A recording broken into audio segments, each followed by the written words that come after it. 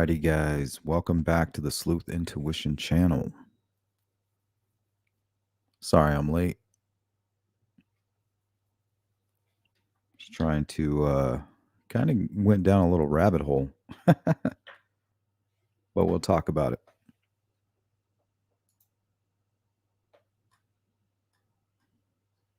Good to see everybody. Freckled.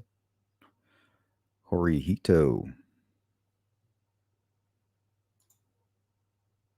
Doris, welcome. Bird Blue, what's up? How are you doing, Bird Blue? Olivia, what's up, Phil? Good morning to you. Good morning, Nedra. What's up, Rescue? Peruvian, welcome back. What's up, Sparky? Night Shadow. Deborah. Hey, Rain Dancer. How are you? Good evening. Always good to see you. My guy, Frank. What up?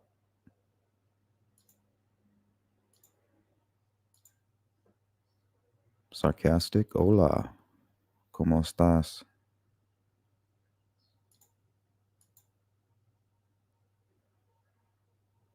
What's up, Jamie? What's the word, Jamie? Miss Thang. Good morning. Good to see you, Kevin.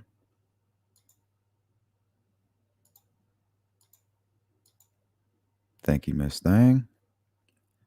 Looks like you got your notification. Hey, Lisa. How you doing? Susie, good morning to you. Purdue. What is up? Courtney. Mike, good to see you, my friend. Beach Fairy, what's up?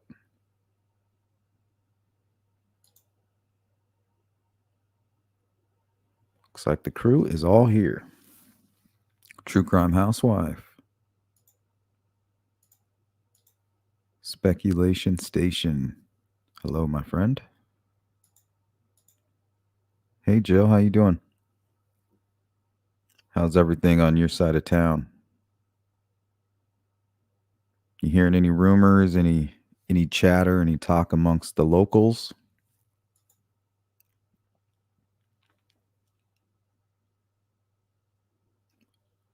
Sparky at Miss Thing. I usually don't tip before I eat my meal. Somebody was I was talking to somebody recently who had spent a lot of time in that business.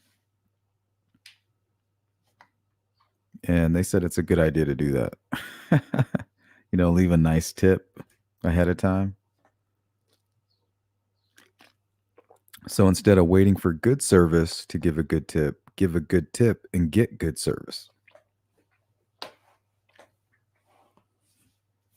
Life is all about perspective.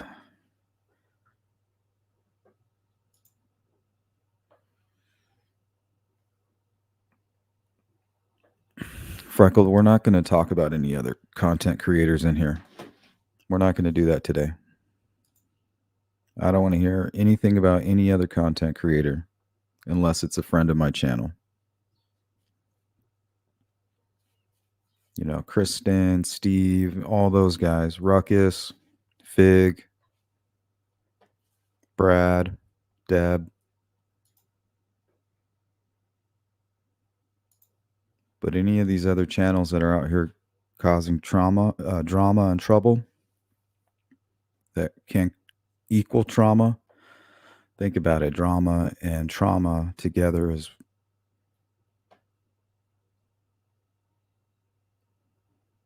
some.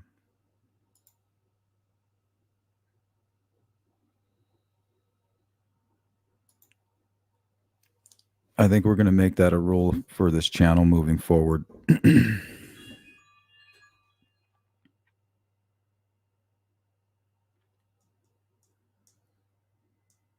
All right. I just got the verification email I was waiting for. So this will be a big part of today's live stream. It's going to be a discussion about the leak, the recent crime scene photo leak. It appears that we have dueling leaks. We have two leaks, one reckless and the other strategic. So we'll see if we can't work that out here during this live stream.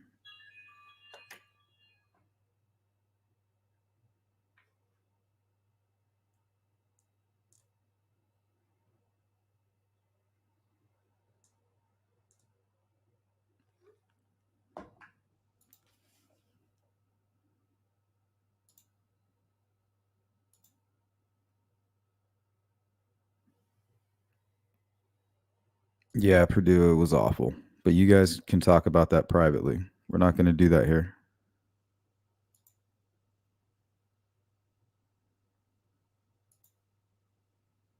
Shadowbox, what's up? Sensei Wackadoodle, how are you? What's going on with you today? My guy Phil. What's up, Phil? True Crime with Frank Meister, how you doing? Saska?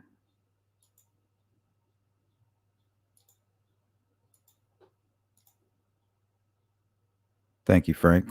Yeah, if you guys could hit that like button, I'd appreciate it. We'll get going here in just about 4 minutes.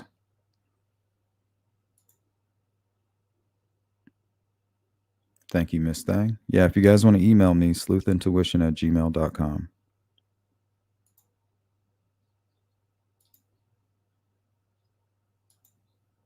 Thank you, Freckled. I appreciate you.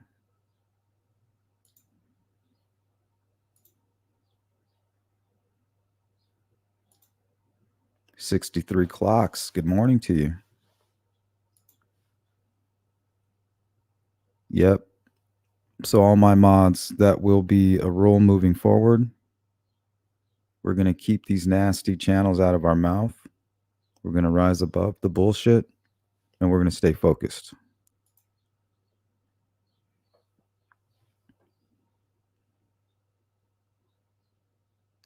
All right, drive safe.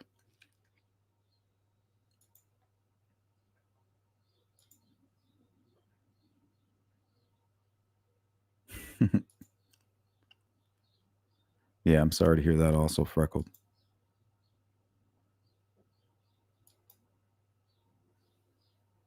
Frank says that's also one of his rules. Great. I think we'll try it out, you know.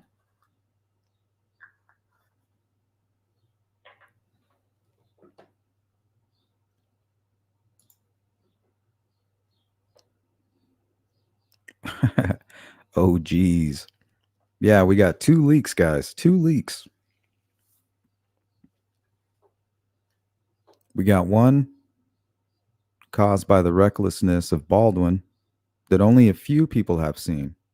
Now, these are different crime scene photos than what was released on a mass email. So you most likely, whoever sent out the mass email must have been sitting on photos for some time, most likely from the very beginning. Because apparently all of the crime scene photos that were part of this mass email release all had watermarks from J. Kyle Keener. So we're going to talk about that. So now this was either a strategy by the defense, like, hey, let's go ahead and flood social media with these crime scene photos. That way, when they come investigating about the leak, they're going to see that these are the J. Kyle Keener crime scene photos, not Baldwin's copies.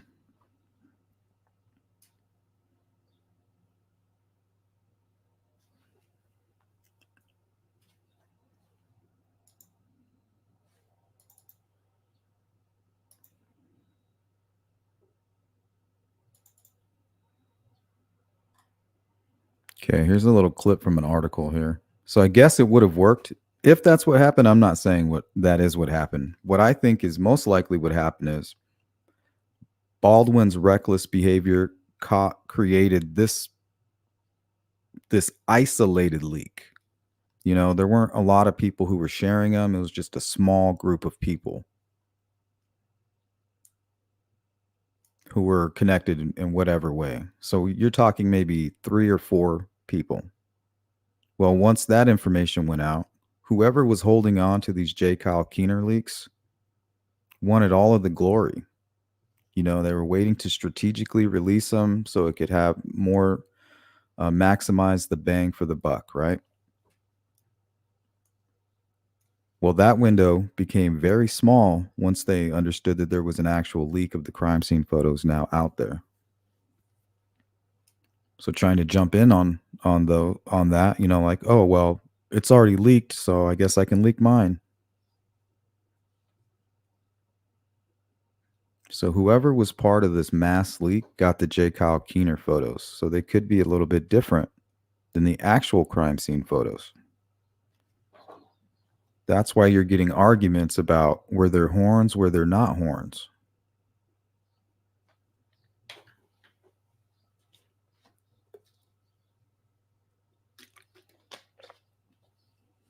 These photos could have been taken at different times.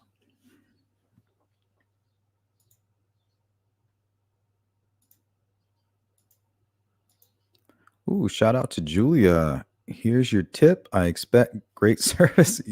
Hey, today's a good day to tip. I got some I went down quite the rabbit hole. Okay, so let's just say just for shits and gigs, Baldwin for whatever reason panicked and released the Keener photos to kind of muddy up the waters there a little bit.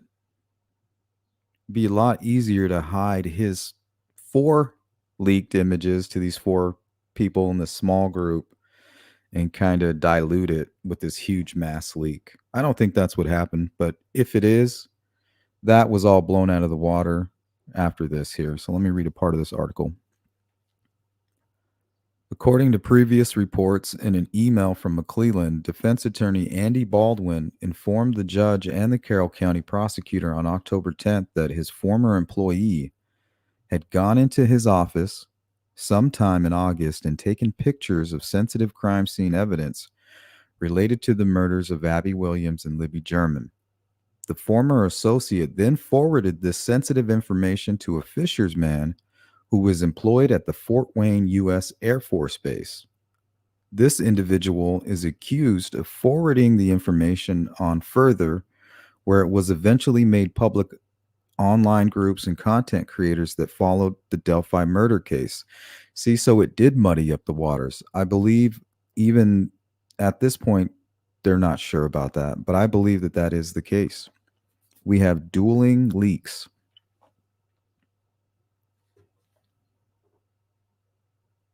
In an email written by McClellan just before 4 a.m. on October 12th, the Carroll County prosecutor informs the judge and Allen's defense team that Indiana's state police investigators went to the fisherman's home to obtain information about the evidence leak.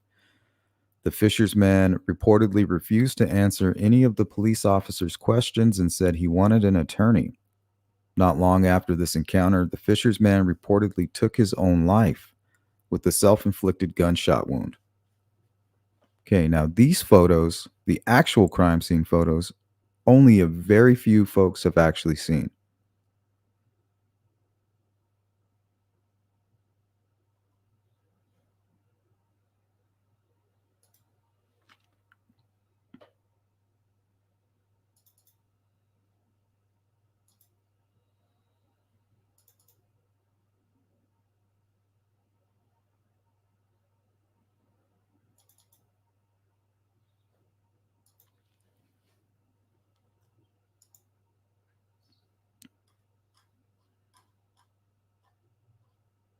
Oh man, I'm losing the chat bad.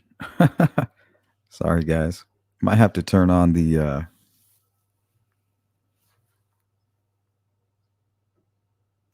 timer on that. Yeah, it's good to see you, Beach. Maybe I'll just be quick. Good evening, Donna.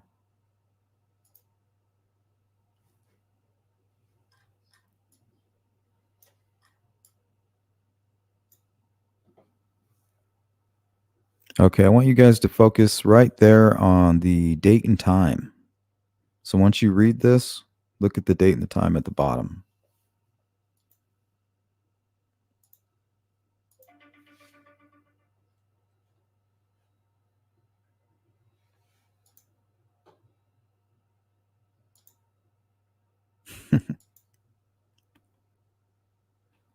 Rain Dancer says it was an evil person, whoever did it.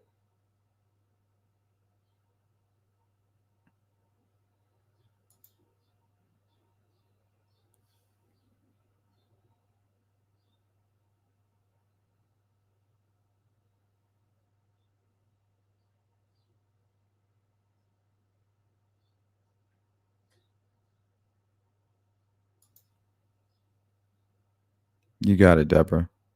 I mean, I can handle a small dose every once in a while, but it's getting out of control. You can't, some people you can't reason with. You know, it's like the Terminator. It can't be reasoned with. It can't be bargained with. You know what I mean? It's like out of its mind. It's just coming forward. You know, it's robotic, soulless.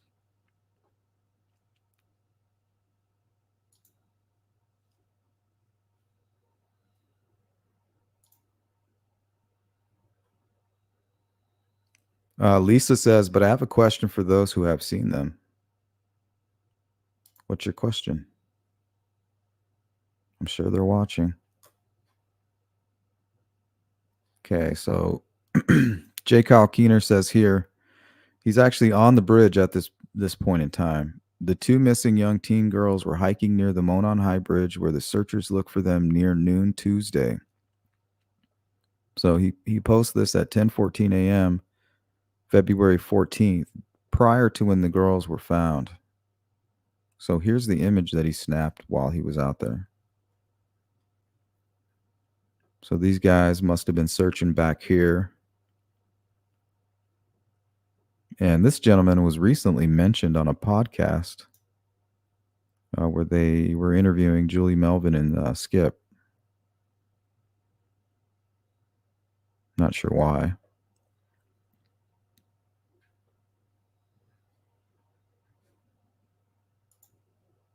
But the story about Jake Kyle Keener is that he originally reported that he could see the girl's clothing in the water about 75 yards out.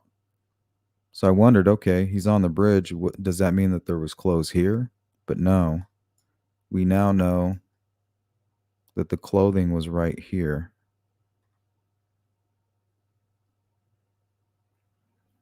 So he was right here when Kelsey and that group heard about the shoe and then eventually discovered the bodies.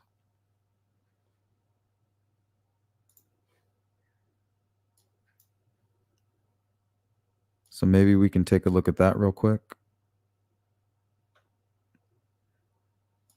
Try to start the stream slow. I'm like, I just want to jump right to it, but I know I need to kind of set the stage a little bit.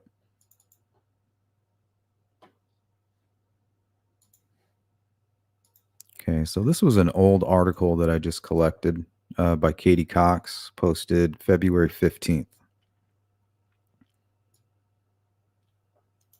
So we're going to go right down to the bottom here. Two bodies were found by volunteers on Tuesday, less than a mile from where the girls were originally dropped off. The bodies were found on private property about 50 feet from the shore of Deer Creek. We now know that that is 100% fact. Sources tell Call 6 investigators that a set of footprints are what led volunteers to the area the bodies were found.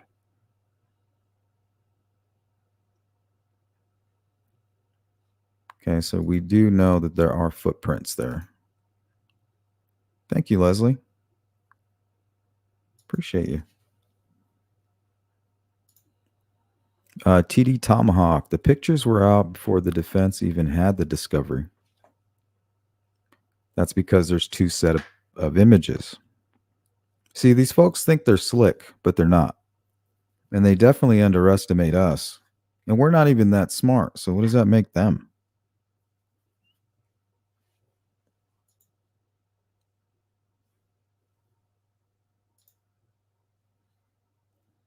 They're not here to help Abby and Libby.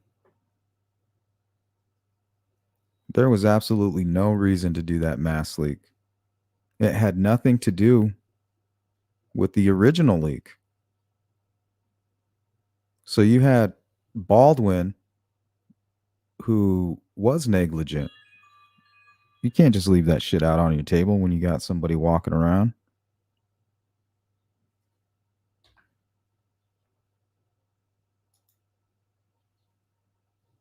Hold on. Let me go open up my Discord real quick. It always messes with my system. So you already had Baldwin's leak, which were the official crime scene photos, and you had maybe a handful of people who came in contact with those photos. And then you had a whole other group of people who were part of a mass email. And those were the J. Kyle Keener photos. Those photos have been available since the beginning, very beginning. And the story is J. Kyle Keener was fired because he took those photos, and I believe he tried to sell them or did sell them successfully. So if somebody paid money for those photos, they might be like, oh shit, there's a leak of the crime scene photos. I need to put mine out. Or all the money I spent on them is worthless, right? It's supposed to be my big day. I've been waiting and waiting for the right moment to release these photos. And Baldwin's negligence is screwing it all up.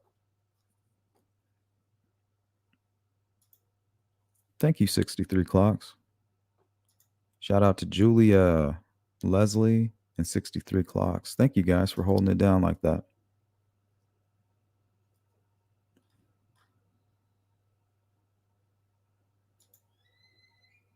Yeah, thank you a lot. Appreciate it.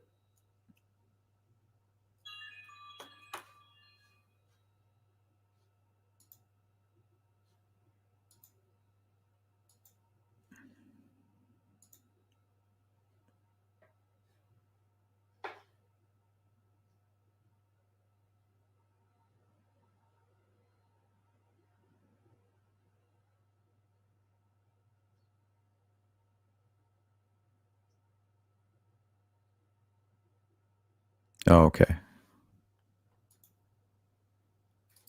Close that and take a look later.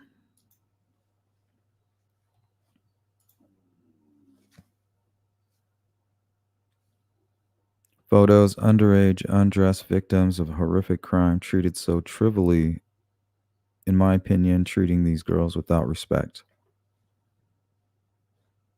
Here, let's listen to what Kelsey said about the shoe out there. This is from Infamous Indie.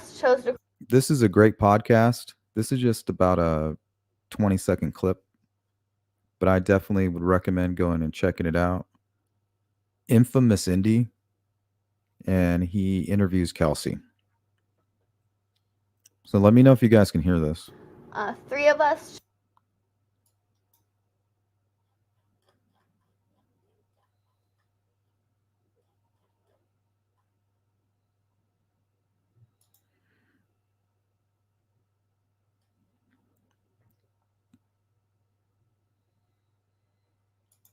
All righty. Thank you, Sparky. Okay, so this is Kelsey being interviewed by Infamous Indie. About 20 to 30 seconds. 3 of us chose to cross the bridge to look underneath the bridge on the opposite side. And that's where I ended up hearing that we found the bodies. When you were there, do you remember what you saw? At High Bridge? Right when they found the bodies. Mm-hmm. Okay, well, first off, I was standing on the trail that's right under the bridge, looking out into the woods, and somebody yelled up that they had found a shoe. When they found the shoe, they had asked what kind of shoes the girls were wearing, and they yelled up the type of shoe that Libby was wearing. So Kelsey, they were all looking around. She went down underneath the bridge, was looking around, went back up to the private drive. While she was going up the private drive, somebody yelled up, "Hey, what kind of shoe? What kind of shoes were the girls wearing?" And Kelsey said, "Well, she's wearing Nikes, Nike tennis shoes." And they said, "Well, we think we found a shoe down here. This might be hers." And they went down there, and by the time she kind of got down closer to the where they were looking at the shoe, they had found the bodies, and they kind of announced it like, "Hey, we found them." And she starts freaking out. She's trying to run over there. They had to hold her back. So I yelled down and told them that. Actually, then the person that had asked that had put up their phone and saw 2 deer in the ground moving, and so he was looking to see what it might be, and he saw 2 deer standing up there, and when he saw them, he moved the camera down, and that's when we found them.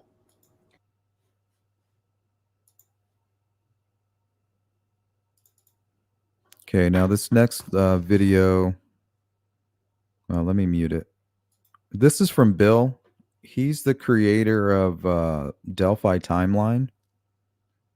He went down, he took a trip into Delphi and filmed all these locations and actually walks the entirety of the private drive. So he's going to give us a good view here.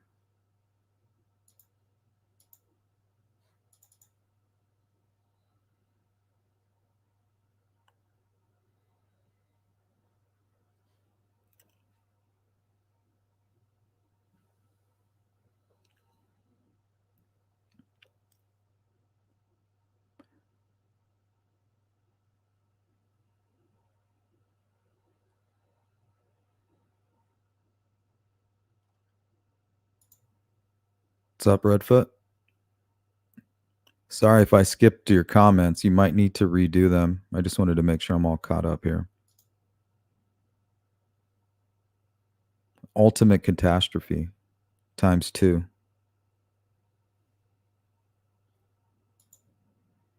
Yeah, she sounded exhausting, but she was doing it for her sister.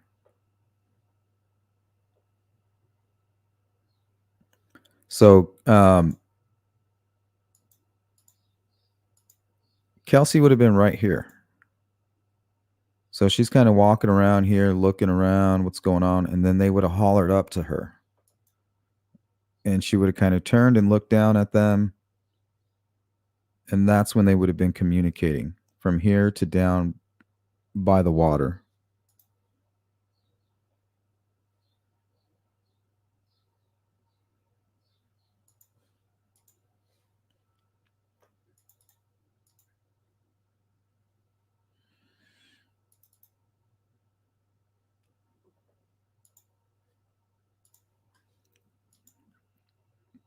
Now here you can see why there were deer around, right? If you're going to cross where the water's the lowest.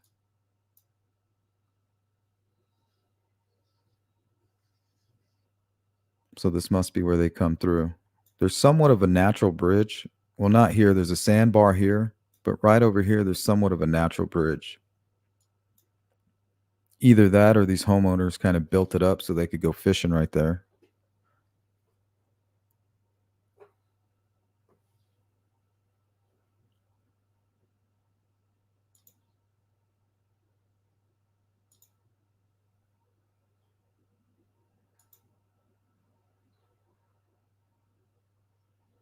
Yeah, the girls were next to each other.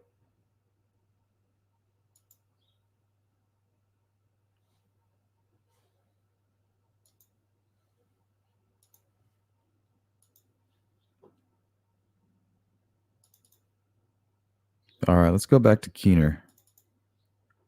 This was a Reddit post that I grabbed. I mean, I think it was like when I first started looking into the case. So this is sometime in 2017.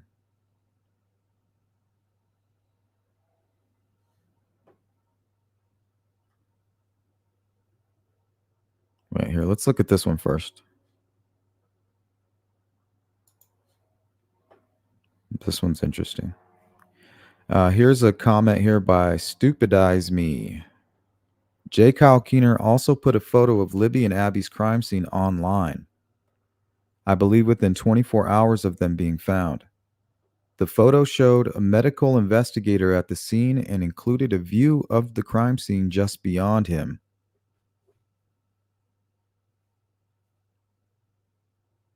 So I'm wondering if maybe somebody had an opportunity to grab him. They were like, oh, what is this? And they screenshotted him and then held on to him. Because I think he got fired and all that stuff got deleted very quickly. But it is possible somebody got their, did screenshot those. It was quickly taken down, but there were people who speculated about Keener's reasons for posting it. He was a professional photographer working for the local newspaper. So one would think he'd know that you can't put graphic murder photos online during a new and ongoing criminal investigation. P.S. I didn't see the photo myself, but I was following Abby and Libby's story from the day they went missing, and I remember that people were shocked at his poor judgment. Keener left the newspaper a short time later. Yep, I remember that.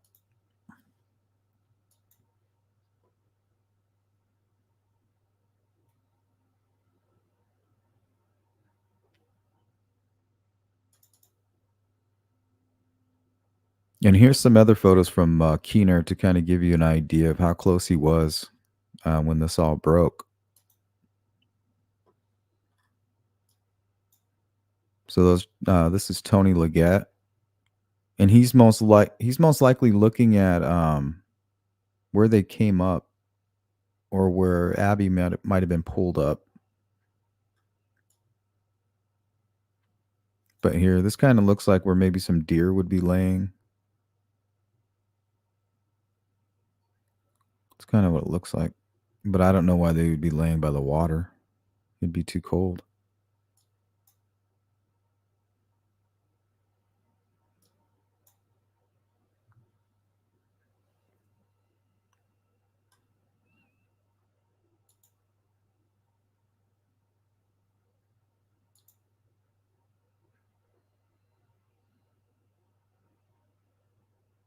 Yeah, and the girls most likely knew it wasn't very deep right there. Like, hey, let's just cross right here. Yeah, and I've mentioned that before, Rain Dancer. A lot of people say, well, the killer must have known that the water was shallow here, and that's why he chose that spot. Well, it could have been the girls, running towards. They knew that the cemetery and the Mears property was in that direction. If they could just make it across that creek and up that hill, they're home free. Sleuth, do you have footage where the private drive enters and exits? Yes. I think Bill got that too. Let me pull it back up.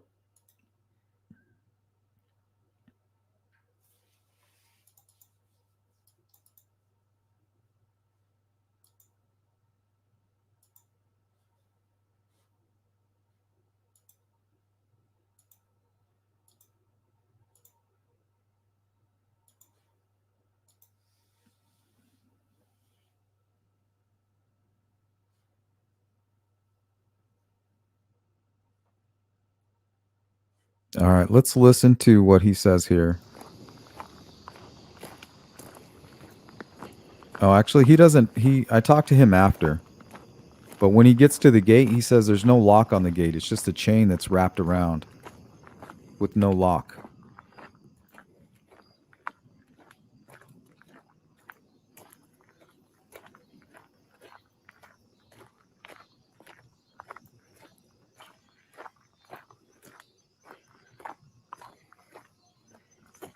So once again, I'm so ready to stop walking.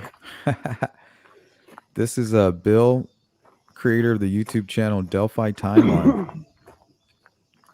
He actually was doing me a favor. He's like, well, what do you think I should do? I was like, well, I wish I could walk that private drive, but it's private property.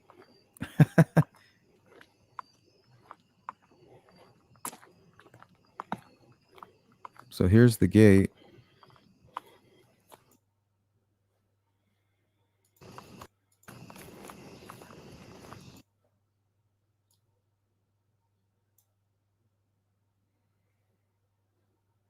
Yeah, it looks like it's just like clipped on.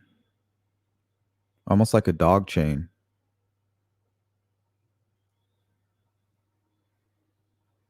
You see it? But yeah, if you had a motorcycle, you could come right through here.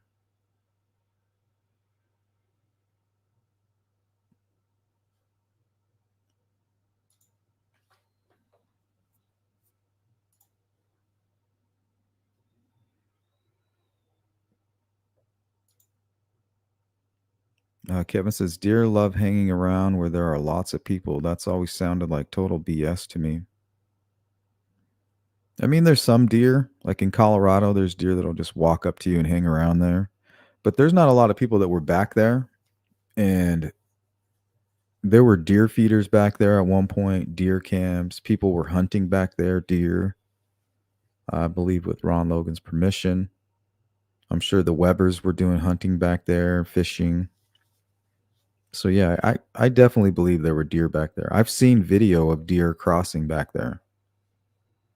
There's YouTube videos right there where the girls were murdered, that crime scene.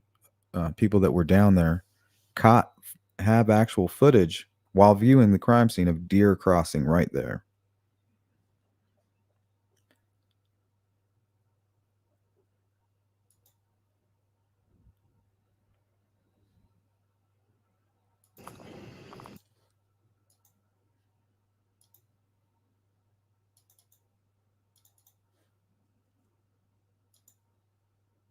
Okay. So this will give you a good idea exactly where J. Kyle Keener was. So he was there when they found the shoe. He was witnessing all of this. So he had every opportunity to kind of run back up, cut across the woods,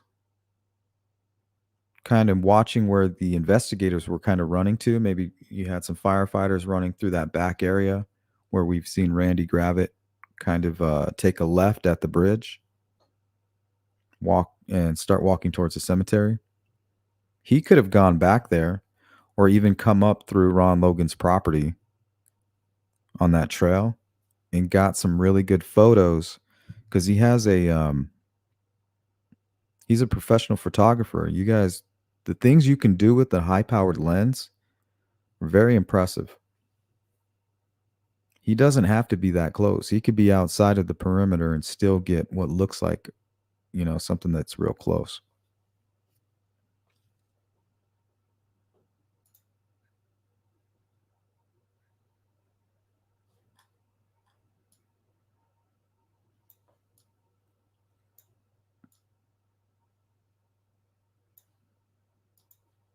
Yeah, here's another one.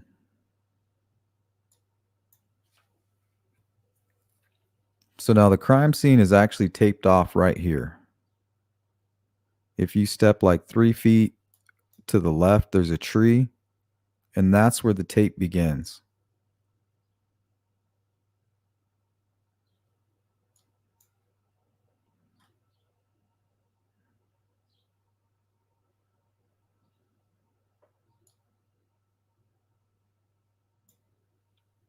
And I don't know, this looks like bare feet, right? You got the big toes and you got another foot right here. And then maybe one right there. So this might have been where, and that looks like it could be a footprint, maybe just a stick, but it's real flat right there.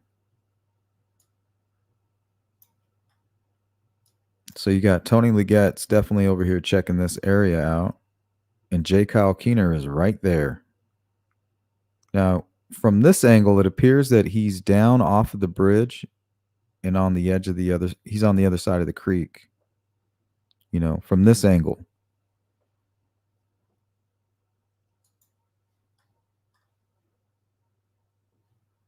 This is another photo I believe he took. I think these are his family members who were just along with him. he was in town when the story broke, and him being a journalist, he's covering it.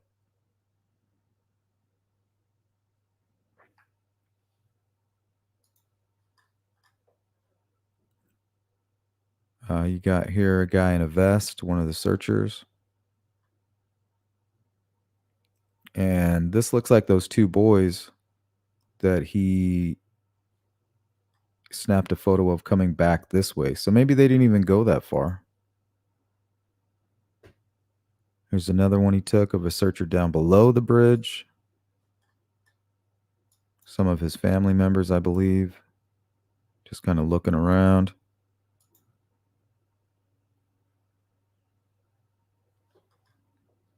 J. Kyle Keener is a Metro Detroit area-based freelance photojournalist.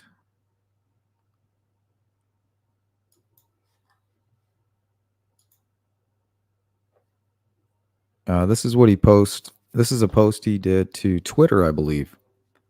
It has been a tragic day in Carroll County, Indiana, the scene of a double murder. One thing they never teach you in journalism school is how creepy it feels to have to cover a homicide. For several hours, I photographed the search for two missing 13-year-old girls. This type of endeavor is stressful for the searchers, the first responders, and also the media at the scene. Detectives found the bodies of two missing teens near a rural hiking trail below the abandoned Monon High Bridge Railroad Bridge. The bridge itself is incredibly beautiful, making it difficult to witness a horrific murder scene so nearby. From 75 yards away, I could see the girls' clothing in Deer Creek, east of the bridge, and knew full well that the girls were found nearby. See, what does that mean? And knew full well.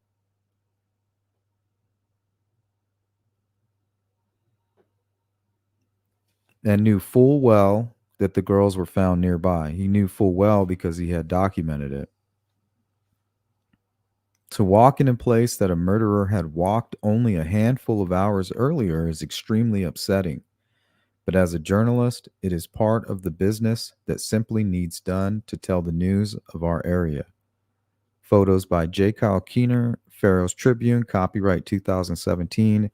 And I believe he was fired like within a week of this, but I could be wrong.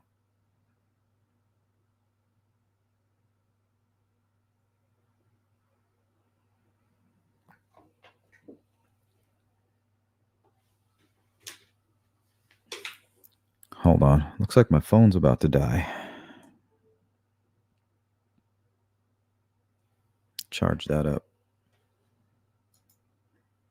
So there's a little background on Keener.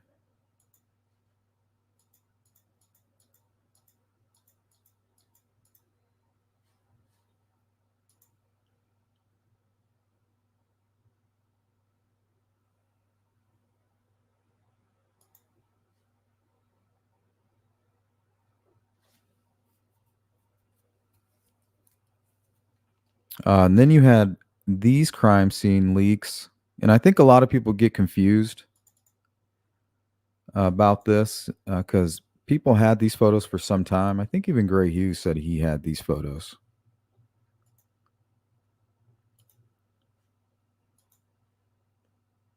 So you had people like Chris Todd saying, oh, well, I'm going to release these photos, these crime scene photos. I think these are the ones that he's referring to.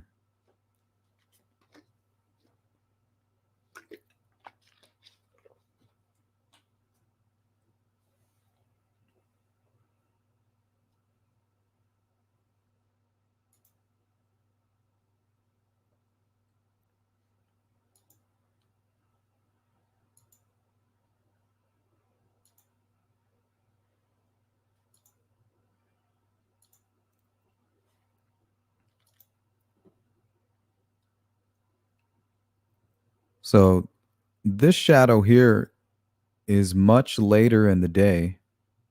I would say by at least 2 hours than when the searchers were actually right here. And you can see the direction of the shadow here. And that shadow's running in this direction.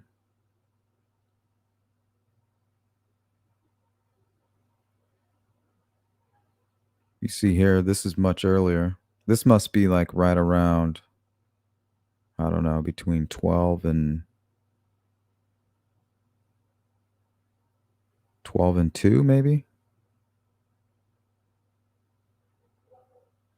However long it would take them to get suited up and get out there.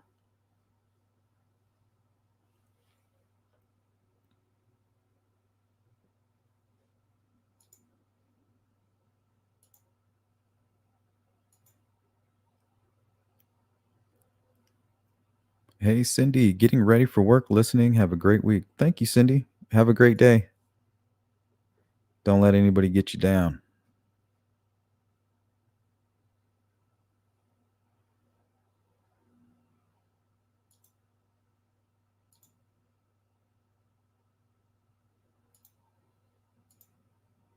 Saska, if he finished there, he'd definitely know that river well. Yeah, and he may have hiked it all the time. What's up, Brad?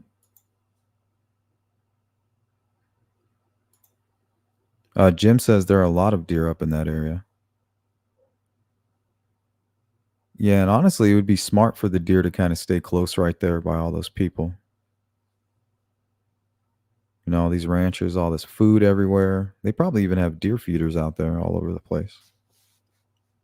What's up, Boston Christian? Good to see you.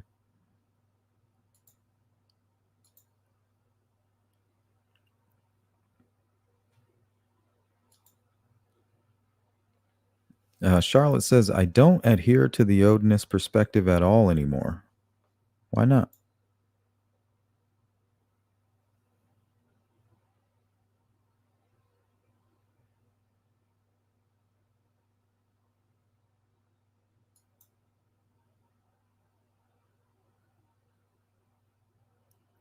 Garrett Kurtz said Ron refused him to use his land for hunting, so not sure he allowed anyone else. Yeah, I believe he did because during the,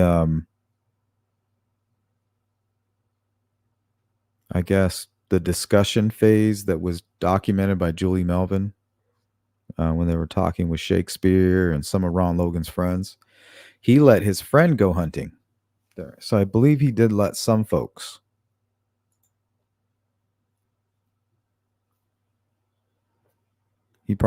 He just knew that Garrett was a piece of shit.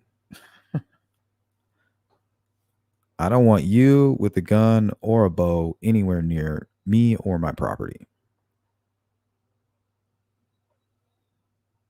Julianne says Kay Keener was also fired from Ferris Tribune and Logan's Pope before taking the Delphi job.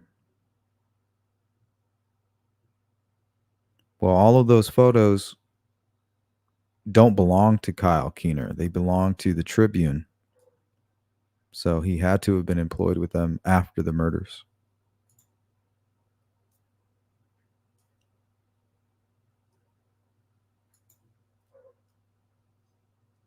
For some reason, I thought Libby's shoe was directly under the bridge once they got down the hill. No, they seen it. They were under the bridge walking and searching, and that's when they could see it.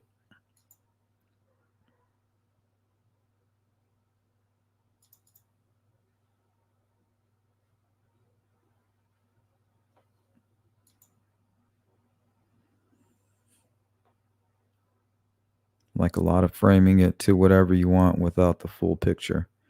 Well, yeah, not to mention, if you read the defense memorandum that was leaked out or grabbed, whoever snatched it when it was made public momentarily, we've proven so many lies in there. Everything is an embellishment, if not a full blown lie. So why would I expect anything else from anything from them? I just feel like they didn't have any other choice. That's the only defense they had for somebody who's most likely a guilty person. But another thing that I was tripping out on, and I want to get your guys' opinions. I'm most likely wrong about this. Let me find the other one because we are running out of time.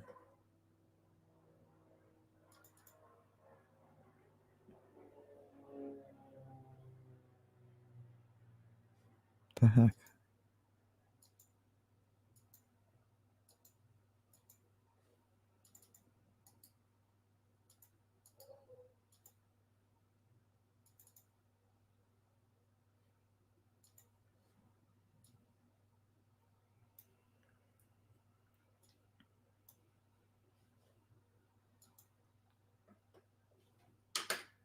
Okay, so I was looking at this thing here.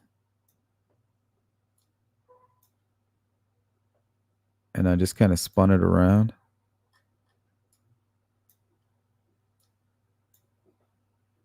Is it possible that this is his beanie? There's no way, right?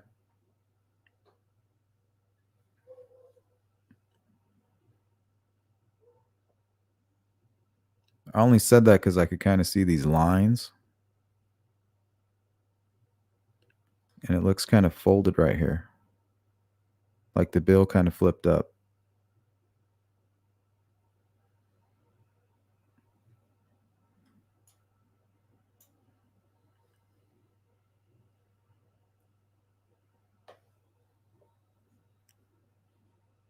I was kind of saying, hey, it doesn't look like the same material.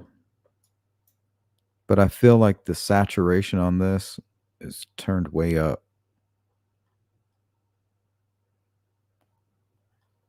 Because, I mean, compare this part of the shoe to this part of the shoe. Like, it's all blurry. It's so bright, it's blurry. I'm wondering if that could be happening here.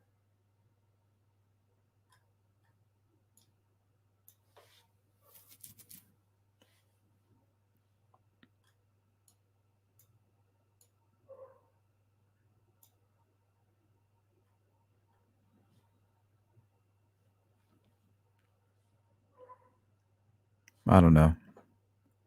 Just kind of a random thought.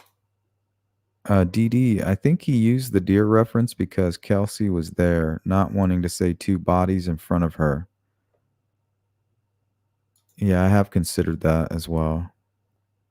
Until I realized how many deer were actually walk right through there. And then I did believe it.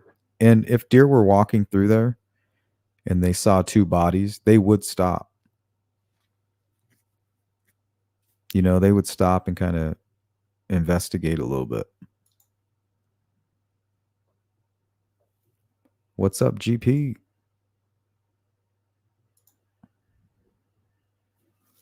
Yeah, Boston. Incredible.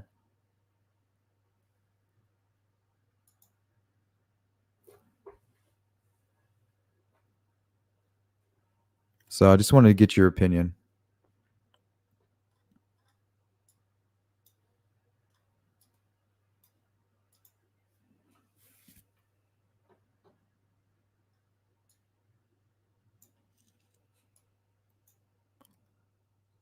So I think this is most likely the color here.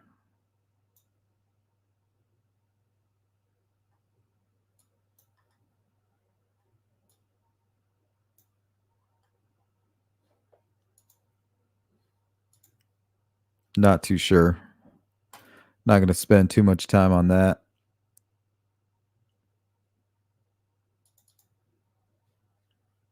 But I think that is all I had for you guys.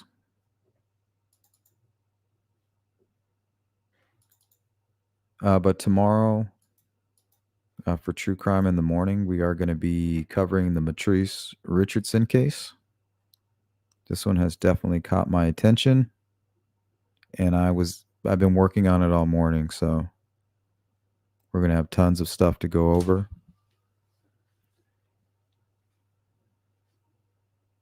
And then later on tomorrow, we will be having the members meeting.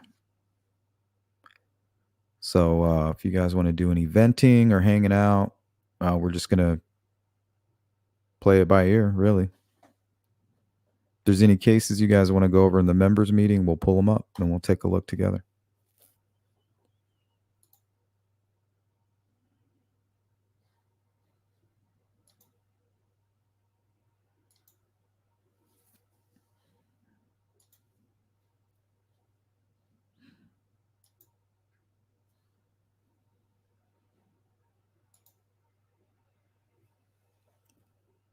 All right, guys, if you could hit the like button on the way out, I would really appreciate it.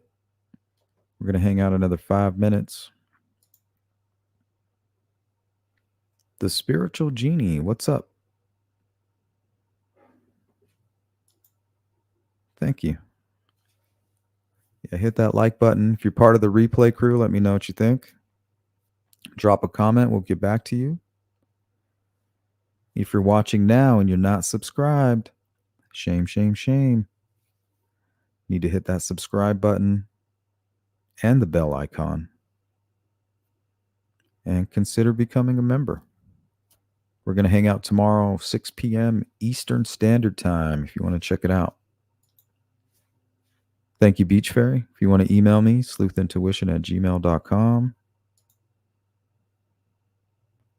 Chapa. Yes, sir, you are a little late.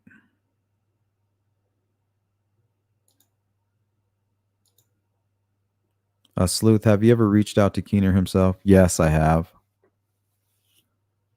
I've emailed him. I tried to call the number that he had on his Twitter, but I didn't get any response.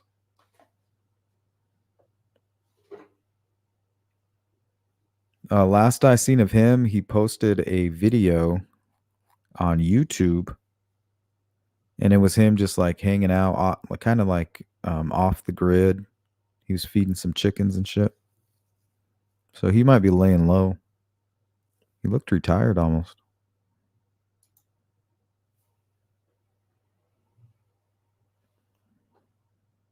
I agree with that.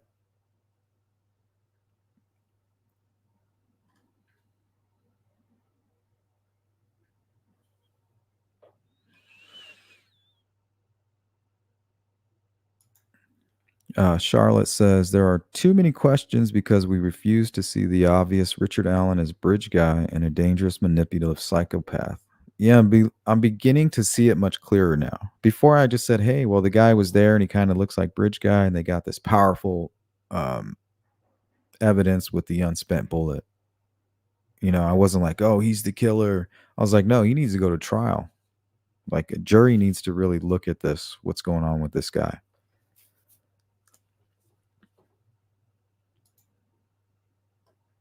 What's up, chorizo and eggs?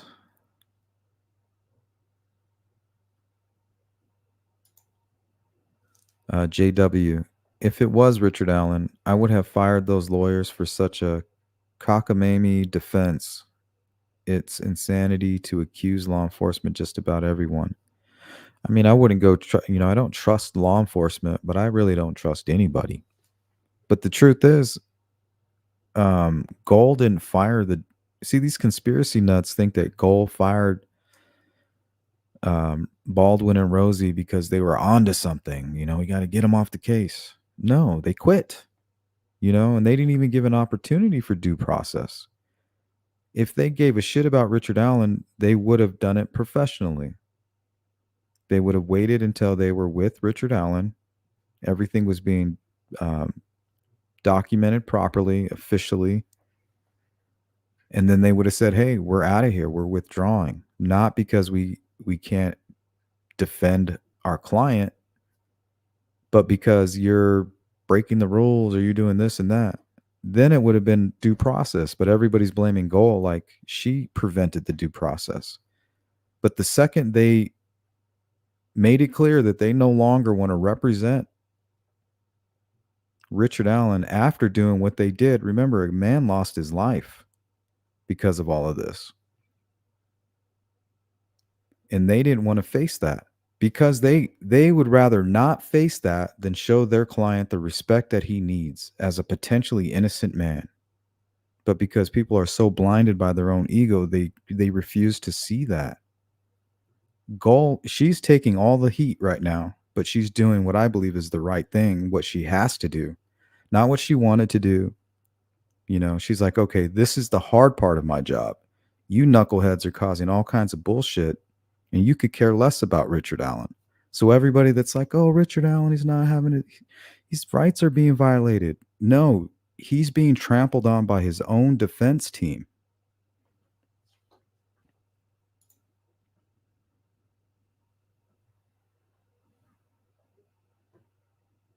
I mean, they could scrap it all for all I care. They're going to appeal it anyway, most likely, and start over, and he's still going to be found guilty. So all that's happening is wasting time, nothing but wasted time. But eventually nothing's going to change. He's going to go to prison for what he did, I believe. I believe if they can prove that bullet came out of his gun and was properly collected at the crime scene, he's going to prison for a long time.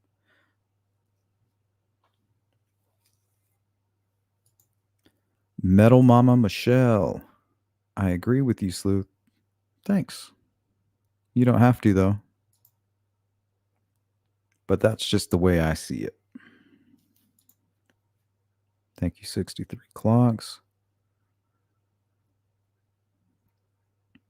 Alrighty, guys, that is my time. Let me kind of zip through here and see if I missed anything. Kind of looks like a beanie, you know? And the coloring throws it way off. It's just so much sunlight. It's causing all this saturation. Looks like a plastic bag to me. It could even be like whatever he was using to cover his face, maybe. But for the first time today, I was like, wow, is that a beanie? Because I kind of rotated the image. And I wasn't sure, and I just wanted to ask you guys what you thought about it, because I couldn't really tell. Kind of looks like a diaper. Highly doubt that's what it is, though. Yeah, it looks like some kind of cloth.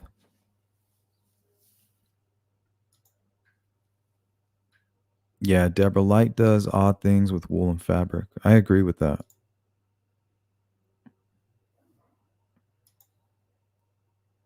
Yeah, that's what I was saying, Saska. Could be what he was using to hide, conceal his face.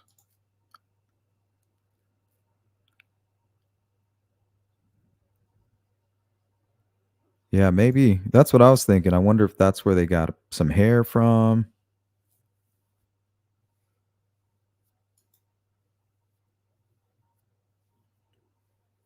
Undershirt, plastic, white and brown.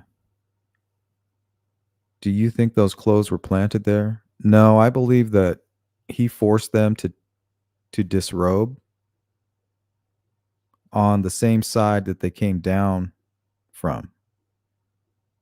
And then once they disrobed, they decided, hey, we're going to make a run for it, because they kind of knew the location where they were at, that they could possibly just cross right there, get up over the edge, and run up.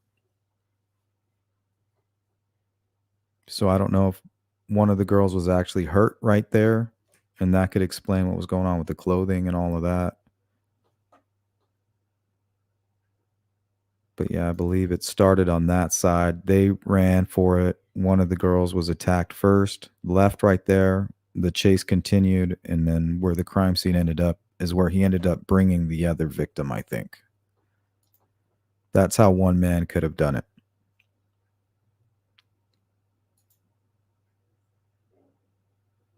Thank you, Shadowbox. Yeah, that is an interesting case, you guys. The Matrice. Hopefully we can make some sense of it tomorrow. Thank you again, Julia. All right, guys, we're going to get out of here, but I want to give a shout out to Julia ×2, the super chat. Shout out to Sleuth Subs members for not being trolls. Yeah, you guys rock. Honestly. Shout out to 63 Clocks with that huge super sticker. Thank you so much. And Leslie. Thank you for supporting my channel. Hey, Ruckus Rocks. Good to see you, my friend.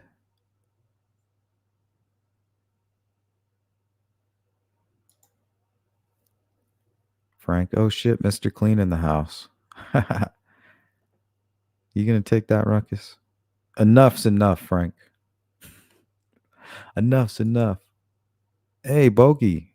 Doubt they would have run because he had a gun. Well, I don't know. I think he was able to get them undressed, and he may have put his gun down and was like, okay, now I'm going to do what I came here to do. And they were like, no, you're not. We're out of here. You know, they could have been whispering to each other. Hey, on 3, we're going to run, and we're just run that right there through here, and we're going to take off up over the hill.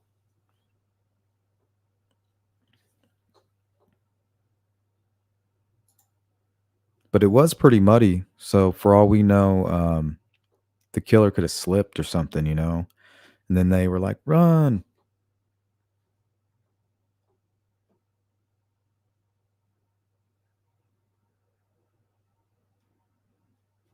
Yeah, I don't think they would run if he had the gun, like, right out on him, you know? But at some point, he's gonna have to put that gun down.